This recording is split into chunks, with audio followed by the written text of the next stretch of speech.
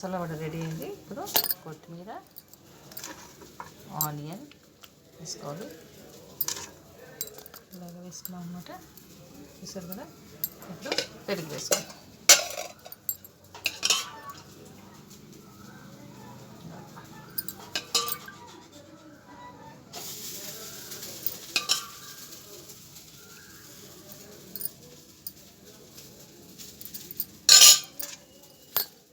వేసుకున్నాం కదా. పైనది కొంచెం బూందీ వేసుకోవాలి.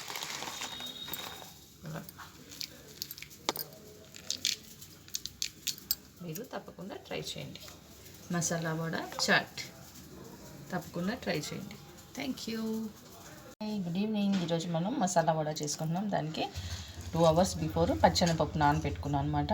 నానబెట్టుకున్న తర్వాత కొంచెం 2 hours బిఫోర్ మిక్సీ పట్టుకోవాలి. ఇలా నేను కొంచెం కచ్చాపక్కగా పెట్టుకున్నాను అనమాట. ఇలాగా మిక్సీ పట్టుకున్నాం. మిక్సీ పట్టుకున్న తర్వాత దాంట్లోకి కొంచెం పచ్చిమిర్చి, అల్లం, ఉప్పు వేసి మిక్సీ పట్టుకోవాలి. 2 hours నానబెట్టుకోవాలి. పచ్చెనపప్పు, అల్లం, పచ్చిమిర్చి, ఉప్పు వేసి ఇది కచ్చపక్కగా గ్రైండ్ చేసుకోవాలి. దానికి ఉల్లిపాయ, పచ్చిమిర్చి, కరివేపాకు, కొత్తిమీర రెడీగా ఉన్నాయి. ఇప్పుడు మనం ఇవి వేసుకొని వడ చేసుకుందాం. మసాలా వడ చేసుకుందాం.